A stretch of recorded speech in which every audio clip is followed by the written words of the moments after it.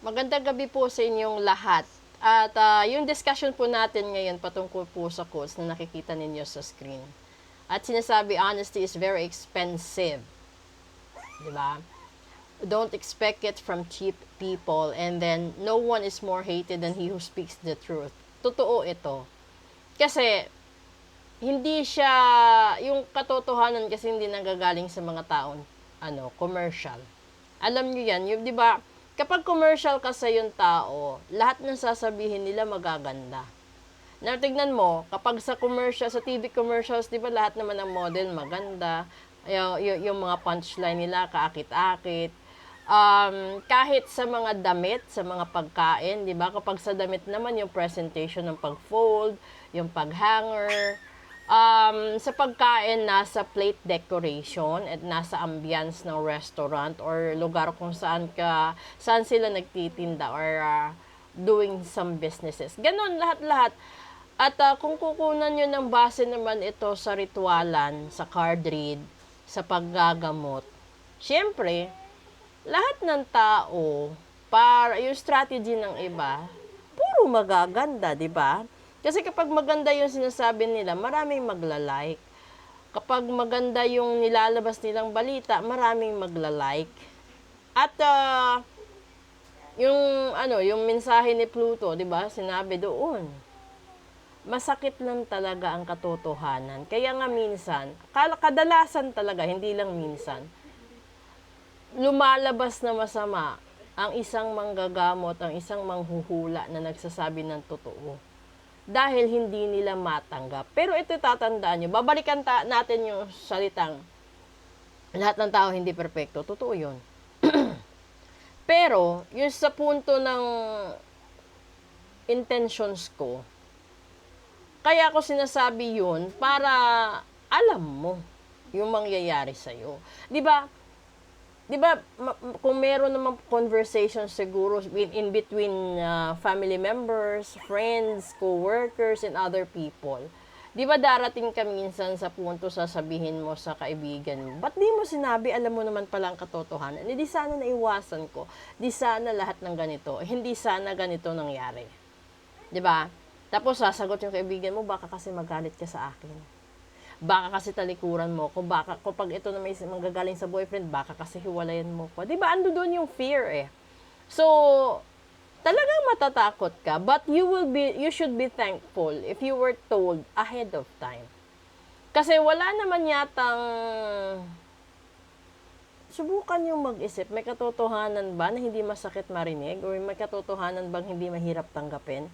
Kasi lahat ng tao, lalo na kapag dumaan sa pagiging tanga sa pag-ibig, tanga sa negosyo, no? Sa lahat ng bagay, kung hindi man siya siguro maging tanga lang, siguro naging possessive, impulsive, nagiging obsessed, tapos yung overthinking, yung nagiging nagger, nagiging sobrang protective, ganun. May mga ugaling ganun yung tao. Di ba kapag sinabi sa'yo yon, impulsive ka pag sinabi sa'yo na obsessed ka na, naluloko ka na, nabubuwang ka na, nasisiraan ka na ng ulo, di ba nagagalit yung tao? The nearest reaction na matatanggap mo is sisigawan ka. And the worst is physical injury. Yun. So, siguro, para sa inyo, yung pagiging or pagsabi ng katotohanan is cheap.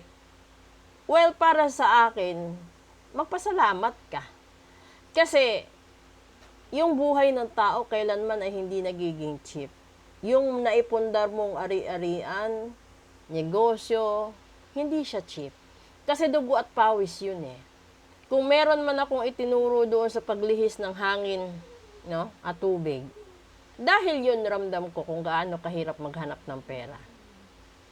'Di ba? Hindi siya kasi yung profession ko is hindi lang ganito. I have my own regular job, I have my own regular source of income. Kaya lang ako gumagawa ng panata kasi nagawa ko ito dahil root na kasi namin from my ancestors down to my lolo, down to my father na nanggagamot pero may kasamang panata. Kapag hinawakan mo kasi yung panata, alam ito ng Kabisayan at Kamindanawan, kapag may panata kang hawak, may tahas ka. So, yung ginagawa mo, may quota. So, kailangan mong, halimbawa, kailangan mong makasalba ng buhay ng tao, 7,777 lives. Kailangan mong mag-feed ng tao na 7,777 in a year. At kailangan mong mag-donate ng 7,777 a month. Sa panata po yun. Kasi yung panata na yun, yun yung, paano ba experience inyo? Yung para siyang offering. Di ba kapag nagsisimba tayo, ganun eh, we do some offering. And then, kapag pumasa tayo sa board, kapag meron tayong mga achievements sa buhay, we do the offering sa church. Di ba may tithing buwan-buwan? Yung iba doon. And then, they have their own percentage of shares, which is normal sa lahat-lahat ng mga churches and sa lahat-lahat ng religions. So, balikan natin yung sinasabi na post na ganon. Kung sino man yung taong nag-post na ganon, ibig sabihin, mahinang tao siya. Kung hindi ka naniniwala na may darating na kamatayan, mabibigla ka na lang, humiwalay na yung katawan mo, yung kaluluwa mo sa katawan mo. 'Di ba? Kung hindi ka naniniwala kapag sinabi kong may nakita akong aksidente sa buhay mo, di dapat magtanong ka, kailan mangyayari yung aksidente, anong oras, anong araw, sino kasama kung maaksidente. Kasi kapag ganun, syempre makukontrol mo sarili mo na huwag kang umalis sa araw na yan, sa oras na yan. Huwag kang matulog, o 'di ba? May mga ganun kasi na the reason why there is an existence of power more than a normal people or more than a normal human being. Kasi it was also a gift coming from God. Yun nga lang, yung iba, ginagamit nila commercial. Kaya 'di ba, naaalala nyo, tingnan nyo lahat ng lahat ng social media. And then, ano pa ba? Lalo na dito sa TikTok. Tingnan nyo, lahat ng card readers, no?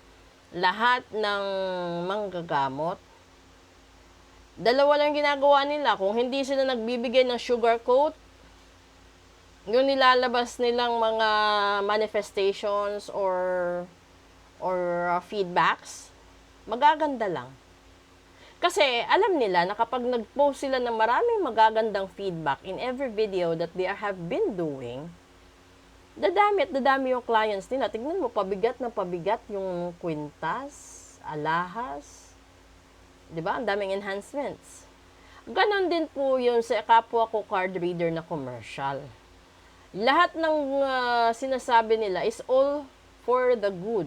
At ito yung gusto kong ipaalam sa inyong lahat. Hindi na natin kailangan maghanda para tanggapin yung mga magagandang balita at regalo na galing sa Diyos.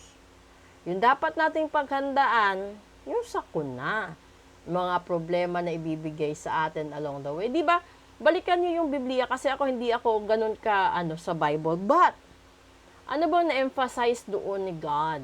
Di ba? Ginamit niya si Noah, ginamit niya si Moises, ginamit niya yung mga disipulo niya. And to let everybody know that there is a big chaos that will be happening in few days, in few weeks. Pero hindi naniwala yung mga tao, pinagtawanan. Lahat-lahat na yata ng pangungutya ginawa, 'di ba? Pero ano yung nangyari? Nung tumawid na si Moises at saka yung mga taong naniniwala sa kanya, tumawid sa nabiyak na Nile River, 'di ba? Andun na yun dumaan na, 'di ba? Nung nakatawid na lahat, bumalik yung tubig, nalunod yung sumunod kasi hindi sila naniwala sa umpisa. Ganon din kay Noah, nung napagsarhan ng arko, di ba? Nalunod yung iba. So kayo, kung ayaw niyong malunod, ay alamin niyo na ahead of time kung anong mangyayari sa susunod na araw, linggo, buwan, taon ng buhay ng bawat miyembro ng pamilya para alam niyo kung paano niyo i-guide yung anak niyo, asawa niyo, sarili niyo, magulang niyo, siblings niyo, at kahit mga kaibigan kung gusto niyo at kaya niyo pang ipareading silang lahat. Walang masama sa full private reading. Ang maganda lang, alam mo kailan ka gagalaw ng tama at kailan hindi.